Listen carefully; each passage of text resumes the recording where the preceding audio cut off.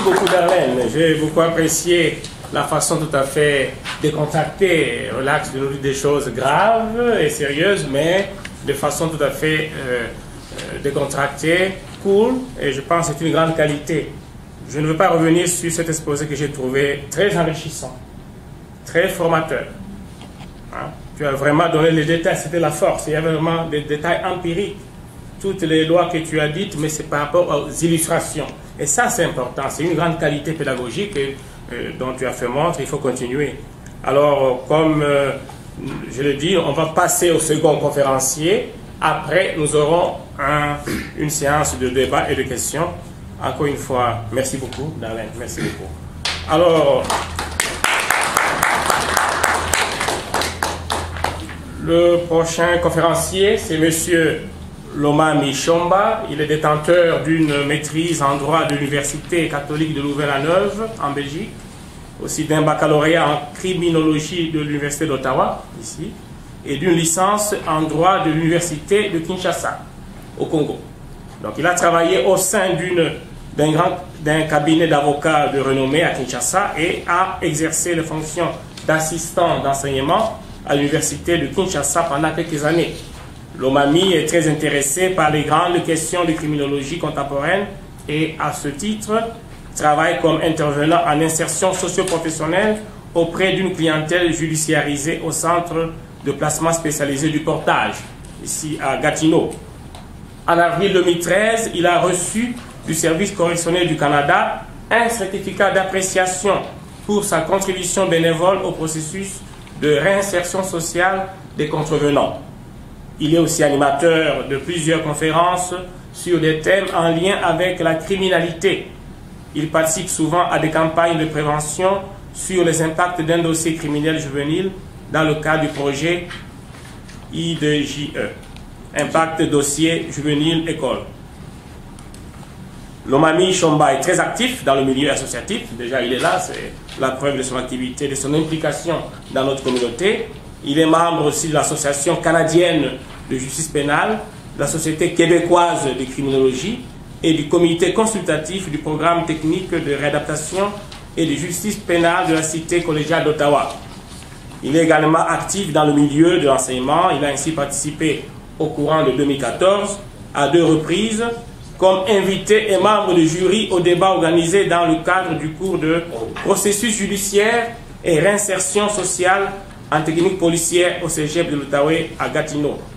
Donc, il est aussi, finalement, membre du conseil d'administration d'un organisme communautaire en défense collective des droits, la Voix de l'immigrant. Donc, c'est avec, d'abord, merci Lomami d'avoir accepté spontanément, dès que je t'en ai parlé, de venir parler ici. Comme déjà l'exposé de Darlene a montré, il y a des enjeux de connaissances où nous vivons et les activités de ce centre, bientôt 8 ans que nous faisons chaque mois, sont importantes. Juste en écoutant Darlene et juste en t'écoutant aussi, je suis sûr que parfois certains problèmes arrivent dans nos familles, nous les subissons passivement par ignorance, mais aussi par manque de volonté de dire qui nous sommes et de laisser juste des choses administratives, institutionnelles, avoir le seul discours sur ce que nous vivons. À qui la faute si nous ne prenons pas la parole? Alors c'est cette parole que je donne maintenant à M. Lomami qui va nous traiter de la problématique de mieux comprendre et prévenir la criminalité des minorités visibles au Canada. Cas des Noirs, réalité et controverse. Mieux comprendre et prévenir la criminalité des minorités visibles au Canada, le cas des Noirs, réalité et controverse. C'est sous vos applaudissements que nous donnons maintenant la parole à M. Lomami Chomba. Ok, merci beaucoup, M. Benoît, pour la parole. Je commencerai déjà par vous informer qu'il y aura certaines redites par rapport à l'intervention de Mme Darlene. Elle a touché certains points que je devais aborder dans ma présentation, donc souffrez que je fasse des redites de temps en temps. Alors, pourquoi avoir choisi ce thème? L'intérêt pour ce thème remonte d'il y a quelques années, pendant que j'étais encore étudiant dans cette université, où j'avais appris, et on continue encore à l'apprendre, à enseigner dans cette université, que ça va faire une vingtaine d'années, et c'est de manière consécutive que les taux de criminalité diminuent au Canada. Ce qui est très intéressant, les taux de criminalité diminuent, ça va faire plus d'une vingtaine d'années que ça diminue. Mais au moment où les taux de criminalité diminuent au Canada, on constate paradoxalement qu'il y a une augmentation du taux d'incarcération. Et au moment où je vous parle, on manque même d'espace dans certains établissements. Et la politique dite de la double occupation des cellules, qui est juste le fait d'incarcérer 2 détenus dans une cellule qui était initialement conçue pour une seule personne, devient la norme dans certains établissements, ce qui est totalement, je dirais, inquiétant. Alors, si la diminution du taux de criminalité et son paradoxe, l'augmentation des taux d'incarcération, ont suscité mon attention, la place occupée par les Noirs dans le système de justice pénale et principalement dans les pénitenciers a davantage aiguisé ma curiosité. Et à ce niveau-ci, j'aimerais préciser que je parle des pénitenciers. Et pour ceux qui ne le savent pas, les pénitenciers, ce sont des établissements carcérales qui sont gérés par le gouvernement fédéral et qui reçoivent des détenus qui sont condamnés pour des lourdes peines, c'est-à-dire de peines qui vont de 2 à plus. Tandis que lorsqu'on parle des prisons, c'est pour des petites peines, des peines qui sont inférieures à 2 ans. Donc, ce dont je vais parler aujourd'hui, ça concerne les détenus qui sont condamnés pour des lourdes peines. Alors, il y a eu très récemment, je dirais, le 40e rapport dont Mme Darlene a fait allusion, les rapports de l'enquêteur correctionnel. Et à ce niveau, j'aimerais d'abord préciser, parce qu'il y a beaucoup de sources, certaines sources qui viennent de plusieurs documents, mais les sources de l'enquêteur correctionnel, personnellement, ce sont des sources que je respecte beaucoup, parce que le bureau de l'enquêteur correctionnel, c'est un bureau indépendant. Ils sont indépendants du service correctionnel du Canada. C'est, je dirais, en quelque sorte, les l'ombudsman des détenus au niveau fédéral. Ils vérifient les conditions de détention dans les prisons. Est-ce qu'il y a des biais systémiques? Est-ce qu'il y a des problèmes? S'il y a des problèmes, ils formulent des recommandations et ils les envoient au Parlement afin que l'on puisse, je dirais, rectifier les choses. Alors, qu'est-ce que l'enquêteur correctionnel a constaté? Il a constaté qu'au cours des 10 dernières années, il y a eu une augmentation de 80% des détenus des races noires dans les pénitenciers, c'est-à-dire, oui, dans les pénitenciers, il y a eu une augmentation de 80%. Et comparativement, lorsqu'on essaie de comparer les chiffres, on se rend compte que les Noirs représentent 2,9%, comme elle a dit, de la société canadienne, mais nous représentons 9,5% dans les pénitenciers. On est peu dans la société, mais on est champion au niveau de pénitenciers. Alors, naturellement, on constate que les Noirs, la catégorie des Noirs constitue, je dirais, une sous-catégorie dont les taux d'incarcération augmentent de manière spectaculaire et inquiétante.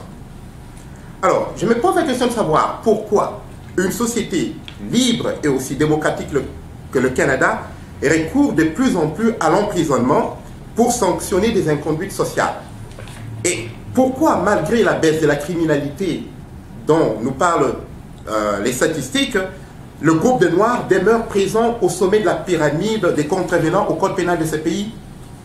Et qu'est-ce qui expliquerait la surconsommation carcérale par les Noirs? Alors, cette batterie de questions n'est pas nouvelle. Et des experts intéressés par la question de la criminalité des Noirs ont mis sur pied 4 modèles que je vais vous présenter qui pourront peut-être, d'une certaine manière, nous permettre de pousser un petit peu loin notre réflexion pour essayer un peu de comprendre qu'est-ce qui serait à l'origine de cette surconsommation carcérale. Le premier modèle que je vais évoquer ici, c'est le modèle dit d'importation. Il y a le mot importation, c'est un modèle que je considère personnellement quelque peu irrationnel. Pourquoi? Parce que ce modèle dit tout simplement que les immigrants ou les réfugiés veulent commettre des crimes avant d'arriver au Canada.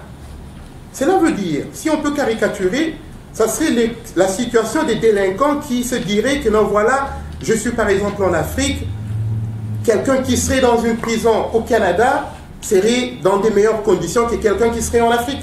Par exemple, des gens qui rêvent, qui pensent que non, voilà, qui rêvent d'un paradis pénal au Canada et donc qui pensent peut-être que non, voilà, les prisons au Canada, c'est des clubs med, un peu, on dort, on mange, on ne travaille pas. Ça serait un peu, comment je peux dire, c'est ce que le modèle d'importation nous dit. Il y a le second modèle qui est le modèle de souche. Et qu'est-ce que le modèle de souche dit? Le modèle de souche dit tout simplement que les immigrants viennent au Canada avec des bonnes intentions, mais ce sont les conditions de vie, les difficultés d'ordre social, économique avec le système de justice pénale. Et il y a le troisième modèle, c'est celui de conflit culturel. Les modèles de conflit culturel, c'est tout simplement un modèle qui postule que les immigrants adoptent certains comportements qui sont tolérés dans leur pays et qui ne le sont pas au Canada.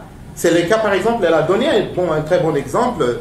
Je vais vous donner un exemple. Généralement, les gens, et j'ai reçu beaucoup de clients comme ça qui sont tombés dans ces genres d'infractions, des Noirs. Ils arrivent ici, on leur dit première chose, que, écoute, les blondes, elles aiment le noir. Ça, tout le monde en a entendu parler. Les blondes, elles aiment le noir. Et ça, c'est un. Deuxième chose, on sait que non, voilà, lorsque tu dragues une fille, elle ne va pas te dire oui à la minute. Tu dois insister. Alors, je suis à l'université d'Ottawa, je drague une fille, elle me dit non, elle va à Rideau, je la suis à Rideau, je la poursuis jusqu'à Gatineau, ben, elle va alerter que non, ce monsieur est en train de m'harceler.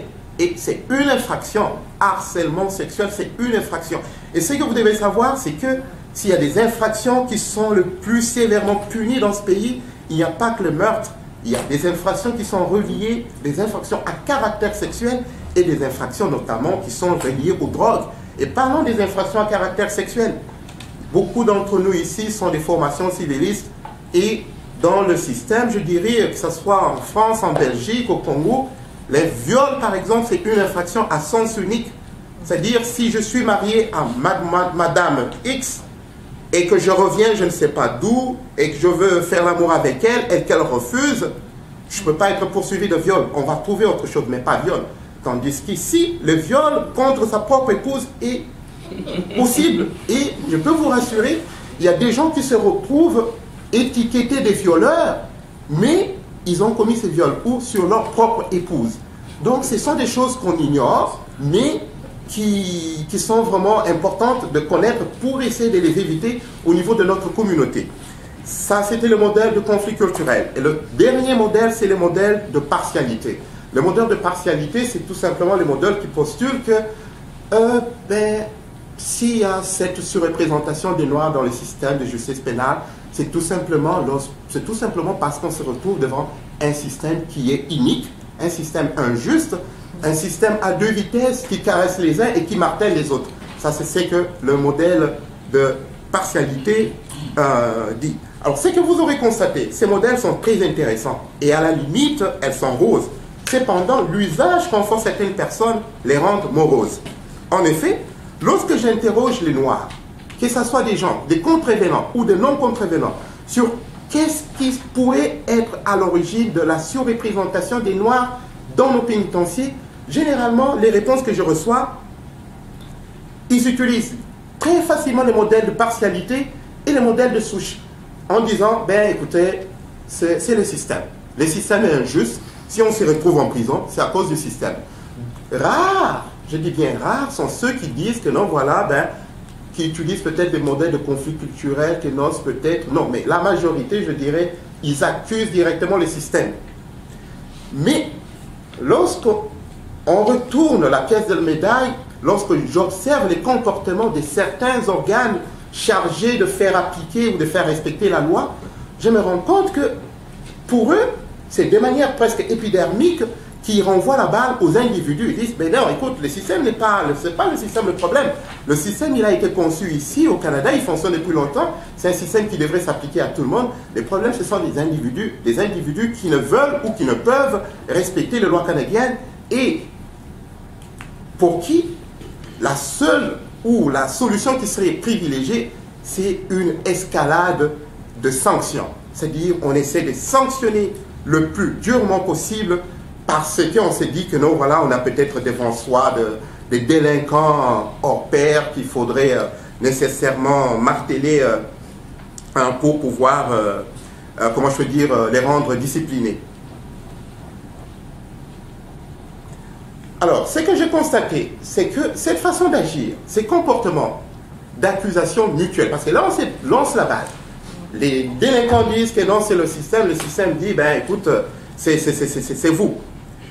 Je me pose la question de savoir comment est-ce qu'on peut résoudre ce problème. À mon niveau, je pense que avant de répondre à cette question, il faudrait d'abord qu'on soit en mesure de bien circonscrire et de comprendre le problème.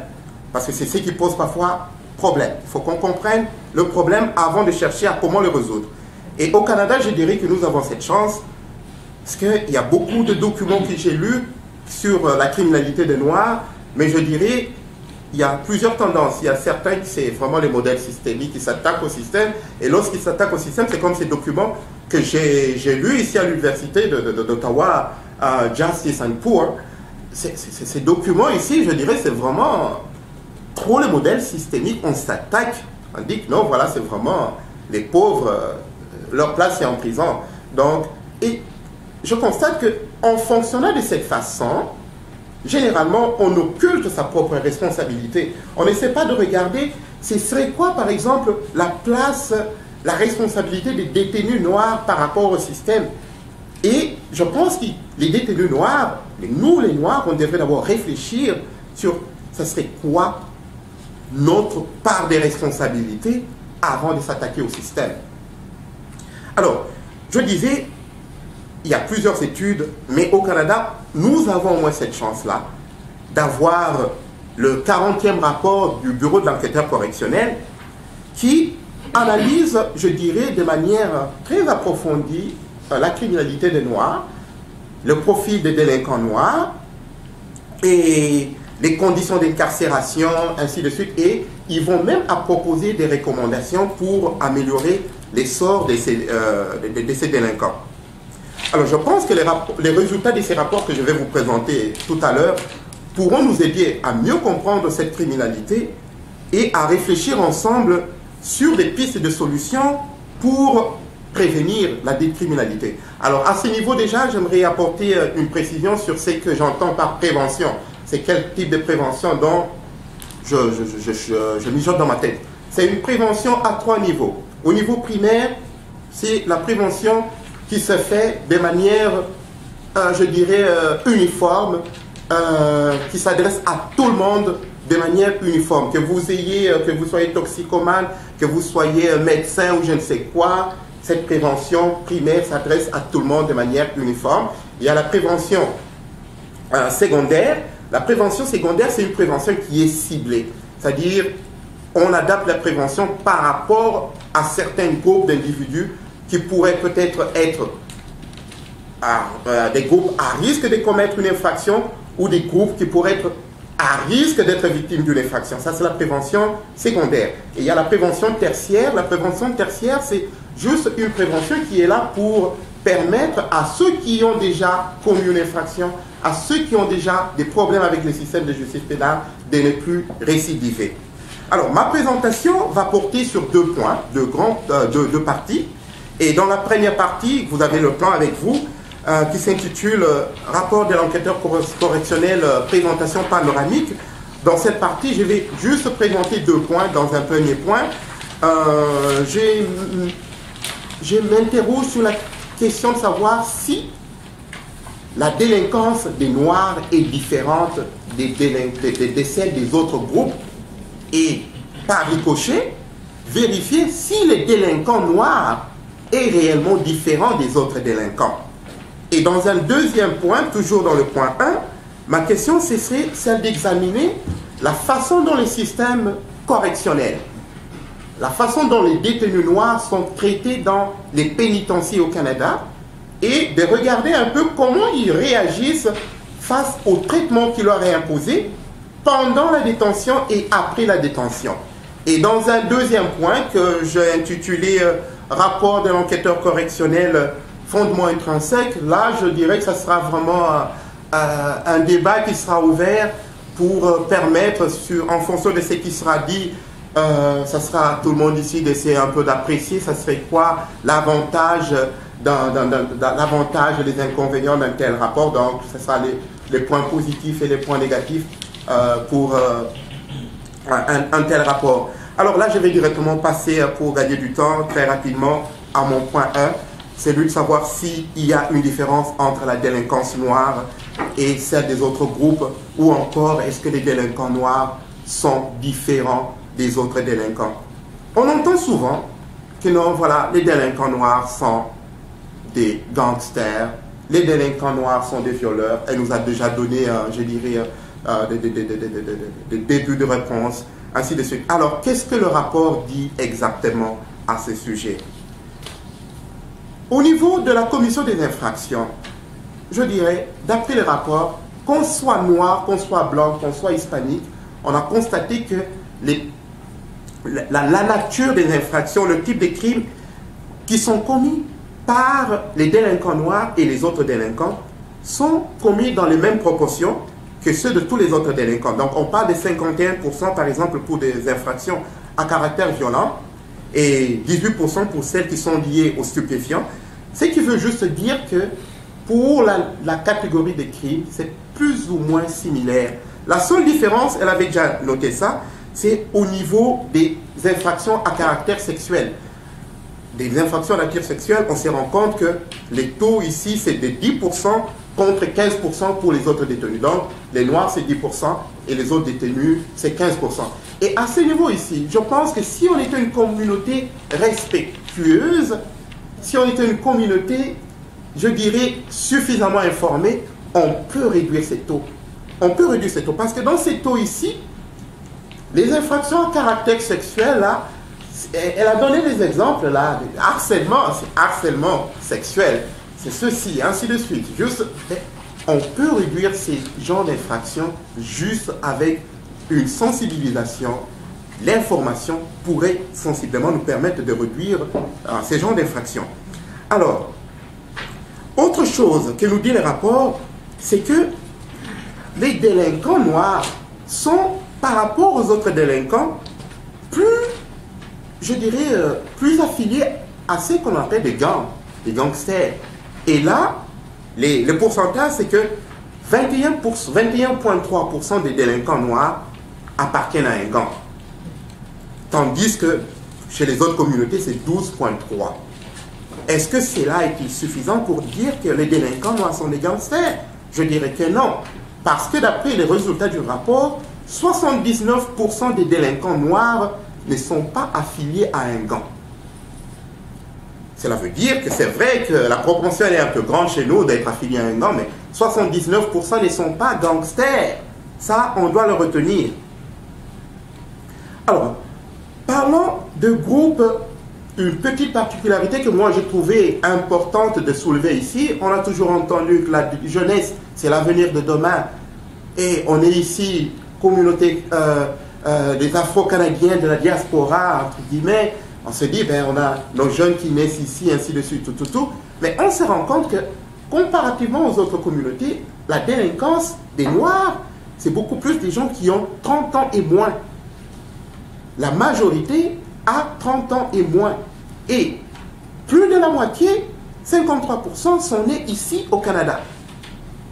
Alors, je me pose la question de savoir, parce que parfois, il y a des gens qui disent que non, voilà, lorsqu'ils entendent que les Noirs sont surreprésentés dans les pénitenciers, ils pensent que non, ce sont des gens qui viennent, je ne sais pas, d'Afrique, qui ne connaissent pas comment fonctionnent les systèmes ici, qui se retrouvent en prison. Mais non, ce n'est pas vrai. La majorité, ce sont nos jeunes qui sont nés et grandis au Canada. Et Darlene avait évoqué quelque chose d'intéressant en parlant des femmes. C'est vrai, la criminalité des femmes, elle est aussi en augmentation. Mais les femmes ne représentent que 4% de délinquants, des délinquants noirs incarcérés. Hein. Lorsqu'on regarde la fourchette des Noirs, les femmes, c'est 4%. Mais ce qui est écœurant ici, c'est que dans le 4%, il y a 53% qui sont, excusez-moi, oui, 53% qui sont incarcérés pour des infractions qui sont reliées à la drogue. Et la majorité admettent qu'ils ont commis ce genre d'infractions, c'était tout simplement pour se tirer de la pauvreté. Et certains disent que non, voilà, c'était à leur insu. Pendant que quelqu'un lui donne un colis, que ben, écoute, tu vas au Canada, j'ai un frère au Canada, voici, est-ce que tu peux lui remettre ceci? Ok, bon qu'on est, ben, on met dans le sac, vous arrivez, on vous arrête, sinon voilà, trafic de stupéfiants. Et je pense que si on sensibilise davantage les femmes, par exemple, que non, voilà, lorsqu'on vous remet quelque chose, vérifiez, et la vérification, elle est de nos jours, ce n'est pas toujours facile non plus. Parce que, il y a beaucoup de techniques. Lorsqu'on va vous mettre, je ne sais pas, de la drogue dans un iPad, que vous devez remettre, je ne sais pas, à Monsieur X, moi, je n'ai pas un scanner à la maison pour vérifier s'il y a de la drogue dans les iPads. Je vais l'amener et je vais me faire poigner aux douanes et j'aurai un dossier pour trafic de stupéfiants. Donc, je pense que les gens doivent connaître, premièrement, c'est quel genre d'infractions pour lesquelles on est le plus sanctionné, le plus incriminé, et essayer de réfléchir sur comment est-ce qu'on peut éviter cela. Et il y a plusieurs solutions, il y a plusieurs moyens de pouvoir éviter ce qui nous arrive. Et en résumé, ce que je dirais, les délinquants noirs commettent le même type d'infraction que tous les autres délinquants. Et je dirais également qu'ils ne sont pas aussi différents des autres délinquants. Ils ne sont pas aussi brutaux que les autres délinquants. Et je dois vous assurer, je vais prendre un exemple qui me concerne personnellement. Ça n'engage que moi. Il m'est arrivé de me promener à Toronto la nuit. Et chaque fois que je rencontrais un groupe de noirs, je suis noir, mais chaque fois que je rencontrais un groupe de noirs, dans l'obscurité, ça me faisait peur. Je peux vous rassurer. Et quelques minutes, je passe le groupe de noirs, je rencontre un groupe de blancs. J'étais calme. Mais pourquoi j'avais peur de rencontrer des noirs dans l'obscurité? C'est parce que les médias, c'est parce qu'on m'a mis dans ma tête que les noirs sont violents, ce sont des gangsters. À Toronto, ce sont des gangsters, ainsi de suite. On m'a mis ça dans la tête. Et je pense qu'il est de notre devoir, avec des rapports comme ceux-ci, c'est de notre devoir maintenant de faire voir aux gens la réalité. De leur faire voir que, écoutez, ce n'est pas nous qui avons écrit ça, c'est un organe indépendant. L'enquêteur correctionnel n'est pas pour les Noirs, il n'est pas pour le service correctionnel, il fait son travail de manière juste et impartiale. Alors c'est à nous de valoriser le contenu de ces rapports et de, je dirais, de faire des conférences, de faire voir, parce que mettez-vous à la place d'un policier. Vous êtes policier, on vous présente que non, Madame Darlene, elle est très violente, elle est dangereuse.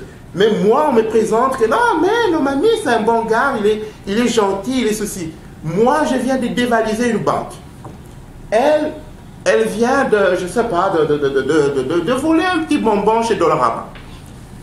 Et vous êtes les policiers, on vous demande d'intervenir. Je suis sûr et certain que vous allez déployer beaucoup plus d'efforts pour elle parce qu'on l'a dépeint d'une certaine façon et vous êtes en train d'intervenir en fonction des informations que vous avez reçues. Et maintenant, c'est à nous, les Noirs, de faire voir aux membres de cette communauté, de cette société, que, écoutez, trop c'est trop. Nous ne sommes pas aussi délinquants que vous le pensez. Nous ne sommes pas des individus qui tomberaient d'une autre planète. Nous ne sommes pas non plus des individus qui ok, il y a plusieurs choses, comprenez. Ok, alors donc, là, de manière un peu très ramassée, je vous ai un peu fait voir qu'on n'est pas aussi différents que les autres. Et je vais directement passer au deuxième point, c'est celui de savoir comment le système carcéral traite-t-il les délinquants noirs et comment ces derniers réagissent pendant et après leur incarcération. À ce niveau, je commencerai par citer de manière intégrale une citation du rapport qui dit « Le système ne répond pas aux besoins culturels des détenus noirs ». Ça, c'est le rapport qui le dit. Alors, pourquoi? Les Noirs se plaignent en prison. Ils se plaignent premièrement, par exemple, ils disent que non, les programmes correctionnels ne tiennent pas compte de leur historique, de leur vécu. Ce sont des programmes pour lesquels on dépense beaucoup d'argent, mais qui ne tiennent pas compte de leur réalité. Et là, moi, je me dis, ben écoutez, pourquoi ne pas concevoir des programmes? Parce qu'ils se plaignent.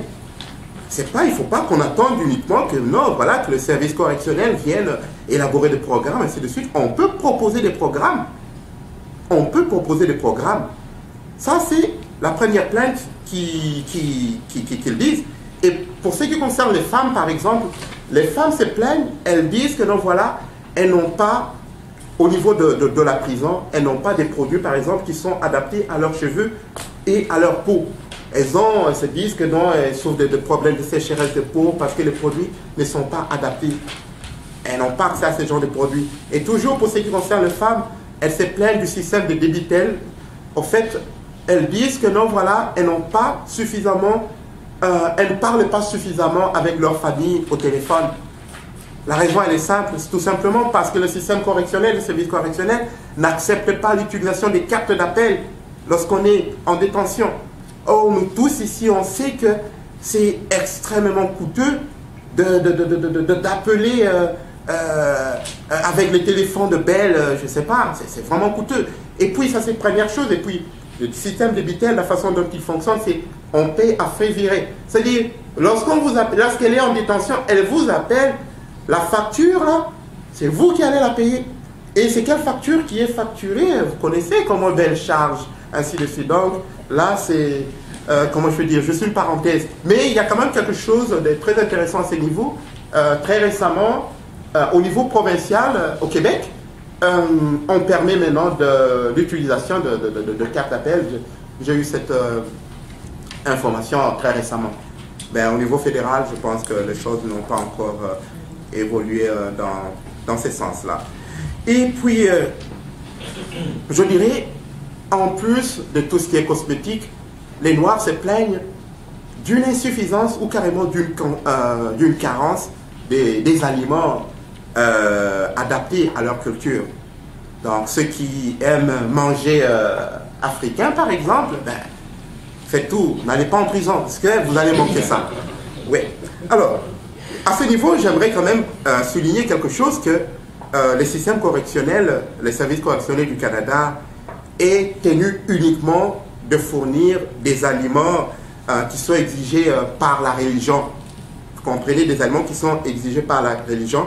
Et il n'existe aucune disposition semblable pour les aliments ethniques. Donc, voilà. Alors, toujours dans les rapports, il est noté que les délinquants noirs sont l'objet des stéréotypes car on les considère comme étant des gangsters. Alors que plus haut, je vous ai fait voir que ce n'est pas vrai. Et c'est que le rapport dit, et l'enquêteur souligne, il dit, le fait qu'on les considère comme des gangsters, tout, c'est l'enquêteur qui souligne, tout leur comportement semble être interprété de cette manière-là. C'est-à-dire, vous pouvez voir la façon de parler, la façon de se dire bonjour, ainsi de suite, ben, une façon qui est peut-être non familière je sais pas, aux gardiens, ben, c'est dit, oh non, regarde ces gens-là lorsqu'ils se voient. C'est comme toi, quand tu étais venu à mon travail, on s'est salué en se faisant le truc là. Mes collègues ont regardé, oh, mais ça, c'est la première fois que je vois ça, ainsi de suite. Mais ben, tu fais ça, on s'est fait poigner en prison, peut-être, on peut considérer que non, c'est un style de gang là, tu comprends un peu. Donc parfois, c'est par ignorance. Et ce qu'on nous souligne ce que j'aimerais savoir, c'est que vous devez noter que tout mauvais comportement en prison a, je dirais, d'énormes conséquences. C'est que ça peut conduire à une prolongation de la peine, ça peut conduire à un refus de libération conditionnelle, ou les deux. Et ça peut même conduire à l'isolement, ainsi de suite, tout. Alors, lorsqu'on se dit, ben, on interprète de manière, je dirais, on est de bonne foi, les gardiens sont de bonne foi, mais il ne comprend pas carrément la réalité de l'autre. Et il serait peut-être un peu, je dirais, parfois un peu exagéré de mettre des gros mots sur ces genres d'attitudes. Oh non, il est raciste, il est ceci. Non. Et moi, je constatais que dans la plupart des cas, c'est un manque d'information. C'est un manque d'information. Ces individus sont programmés, les médias les étouffent. Et je pense que c'est à nous d'essayer de ramener de l'ordre dans tous ces désordres comment je peux dire, que l'on est en train d'observer dans ce pays. Alors, on dit que le noir, le fait qu'on les considère comme, on essaie d'interpréter leur comportement, tout leur comportement par rapport à l'étiquette des gangsters, et l'enquêteur nous fait voir s'il y a une étiquette qui est la plus dévastatrice possible, c'est celle des gangsters. Parce que lorsqu'on vous étiquette comme gangster, même si vous ne l'êtes pas, lorsque vous êtes déjà étiqueté tel, pour qu'on vous retire cette étiquette, vous devez faire une demande par écrit. Et la demande par écrit vaut je dirais, acceptation, en quelque sorte, de l'étiquette qui vous avait été collée, et c'est même de manière erronée. Alors donc, lorsque j'écris que non, j'aimerais me désaffilier, ainsi de suite, c'est-à-dire je reconnais que j'étais gangster, et ça, ce n'est vraiment pas perçu de manière positive par les délinquants noirs qui sont incarcérés. Et il y a des délinquants noirs. On a trop parlé de surreprésentation, jusque-là j'ai parlé de surreprésentation, mais pendant qu'ils sont en prison, ils sont quand même sous-représentés dans certaines choses. Là où ils sont sous-représentés, c'est notamment dans la commission des fautes dites objectives. Les fautes qui sont dites objectives, ce sont des fautes qui demandent la production d'une preuve. Monsieur X a volé. Monsieur X détient des produits ou des biens interdits. Monsieur X a détruit cette table. Dans ces genres d'infractions, je peux vous rassurer que les délinquants noirs sont au bas de l'échelle. Cependant, ils sont surreprésentés dans les fautes de nature subjective. Des fautes qui ne demandent aucune preuve, des fautes qui demandent juste la confrontation du gardien, par exemple, et du détenu. Ben, il manque du respect. Ben, je dirais, ces genres de fautes-là, ils sont surreprésentés. Et la conséquence, manque du respect, désobéissance, ainsi de suite. Et la conséquence, lorsqu'ils sont accusés pour ces genres d'infractions, c'est tout à fait normal qu'ils se retrouvent beaucoup plus majoritairement dans ce qu'on appelle le trou, par exemple. L'isolement, c'est-à-dire le trou, entre guillemets, c'est la prison dans la prison. C'est-à-dire vous êtes déjà dans des conditions trop peu limites, là. Alors, on empire encore vos conditions, donc prison dans la prison, ainsi de suite. Et je dirais également, donc, il y a ce qu'on a appelé de déplacement non sollicité, isolement, ainsi de suite. Mais malgré ce qui se passe en prison, on a constaté que les délinquants noirs récidivent moins. Ils récidivent moins. Ils ont, par exemple, d'après les rapports, ils ont enregistré un taux de réussite de 83% au chapitre de libération conditionnelle totale, comparativement à 79% pour les autres délinquants. Mais, bien qu'ils récidivent moins, on se rend compte qu'ils sont moins susceptibles d'obtenir, de bénéficier d'une semi-liberté. De bénéficier d'une semi-liberté ou d'une libération conditionnelle totale. Et les détenus noirs sont également, bien qu'on a fait voir ici qu'ils ne sont pas aussi différents des autres détenus, mais ils sont le plus susceptibles d'être envoyés dans des prisons à sécurité maximale. Et parfois même pour des gens peut-être qui, si on se mettait et je dirais, si on pouvait comprendre par exemple la situation de ces délinquants, on pourrait peut-être l'envoyer dans une prison à sécurité intermédiaire ou je sais pas, voilà. Mais on l'envoie dans les maximums. Alors, bien que surreprésentés dans les pénitentiaires, on se rend compte que le taux de chômage des détenus noirs est plus élevé. Ils sont surreprésentés, ils sont nombreux, mais ils sont moins susceptibles d'obtenir un emploi. Et par exemple, les taux de chômage, c'est 7% contre 1,5% pour les autres détenus. C'est vrai que le salaire en prison dans le pénitencier, le salaire oscille entre 5,65 et 7 quelques. On dirait que ce n'est pas beaucoup, mais écoute, pour quelqu'un qui est incarcéré, c'est toujours important. Et le travail, on sait que ça valorise l'individu. Et c'est toujours important, je pense, d'essayer un peu de corriger certaines choses. Alors, je n'ai fait que pointer jusque-là le système. Et personnellement, je n'aime pas ça. Et en ce moment-là, je vais pointer la communauté. Les détenus noirs se plaignent également. Ils disent ceci, qu'une fois dedans, personne ne va leur rendre visite. C'est le rapport qui le dit. Et ça, c'est honteux. Personne ne va leur rendre visite. Et rassurez-vous, certains détenus, je vous ai énoncé ici leur salaire, 5,4, c'est pas beaucoup. Certains détenus sont même prêts à s'écotiser pour payer un intervenant noir qui viendrait discuter avec eux de temps en temps, même une fois le mois. Je pense que nous, comme communauté, nous avons notre part de responsabilité. On ne doit pas, comment je veux dire, laisser toute la place, je dirais, tous les services, tout le problème au service correctionnel. À ce niveau, par exemple, j'étais en train de vous parler de prévention à 3 niveaux.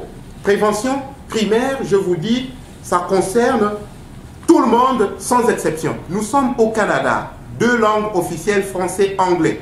Les rapports de l'enquêteur correctionnel est sorti. Il parle de beaucoup de choses qui nous concernent, mais il est sorti en français et en anglais. Et vous allez vous rendre compte, nous pointons trop les services correctionnels. Je vous dis, ces gens, ils abattent un grand travail, un très grand travail, et ça continue à devenir de plus en plus difficile. On se retrouve dans les pénitentiaires avec des délinquants qui ne parlent ni français, ni anglais. Mais comment est-ce qu'on peut faire une prévention? On ne va pas demander au service correctionnel de commencer à faire, de traduire le rapport je sais pas, en Kiswahili, en Chiluba, en créole. Hein? Non, ça, nous devons les faire. Et ces taux d'individus-là devient de plus en plus, c'est au niveau là, prévention primaire, je dis, ok, c'est bien, ça s'adresse à tout le monde de la même façon, mais on sait que ça devrait changer. Dans la mesure où on doit épauler, on n'est pas obligé de traduire tout un rapport, mais au moins venir s'entretenir au niveau de chacune des communautés pour voir qu'est-ce qui peut être fait. Et là, je peux peut-être, comment je peux dire, vous dire l'objectif, pourquoi moi, personnellement, j'ai accepté de faire cette conférence ici. C'est parce que, je suis en train de chercher, dans un futur très proche, à organiser une table ronde sur cette question de la criminalité des délinquants noirs, où toute personne qui est intéressée par cette criminalité viendrait faire des propositions. Nous avons reçu le rapport de l'enquêteur correctionnel. Je peux vous rassurer, il est bon.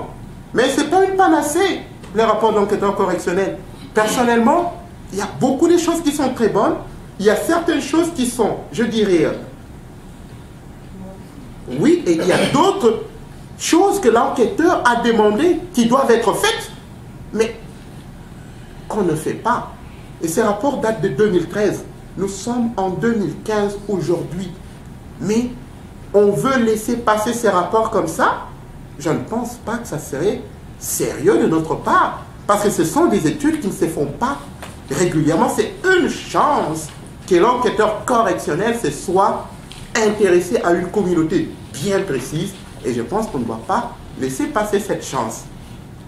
Et pendant que je suis en train de vous parler ici de ces taux d'augmentation du taux d'incarcération des détenus noirs, vous devez comprendre que les taux d'incarcération, il a également, je dirais, quelque chose qui est miroité derrière ça, c'est le casier judiciaire. Plus de 400 millions de Canadiens aujourd'hui ont un casier judiciaire. Et ça, c'est un chiffre que j'ai consulté, je dirais, en 2013, qui jusqu'aujourd'hui n'a pas changé dans le site de la GRC. Et ça, c'est un grand problème. Et M. Benoît, vous pouvez noter, ça sera l'une de mes prochaines conférences, ça sera sur l'impact, ça sera diaspora et casier judiciaire. Parce que je donne déjà des conférences sur les casiers judiciaires, j'ai assisté à des conférences et je dois vous avouer que toutes les conférences auxquelles j'ai assisté sur les casiers judiciaires, on est en train de nous présenter les casiers judiciaires les impacts d'un casier judiciaire que moi j'appelle classique. Pourquoi j'appelle ça classique? Parce que on oublie qu'il y a certains impacts que je n'ai pas entendus dans d'autres conférences où je parle, qui sont reliés au fait qu'on est immigrant. Ce sont des impacts qu'il faut aller chercher dans la loi sur l'immigration, dans ceci, ainsi de suite. Et j'en ai relevé plusieurs, et je peux vous assurer que ça sera une excellente conférence. Alors, je ne vais pas monopoliser la parole. Tout ce que je veux dire en guise de conclusion, le deuxième point, je vous l'ai dit, ça sera des débats. J'aimerais juste vous dire ceci. Le rapport de l'enquêteur correctionnel a été précédé d'une étude spéciale sur la délinquance du profil des délinquants noirs. Donc, j'ai eu à consulter principalement dans le cadre de cette présentation 2 documents. Donc, j'ai donc eu à faire une synthèse. Et comme d'aucuns le savent, tout effort de synthèse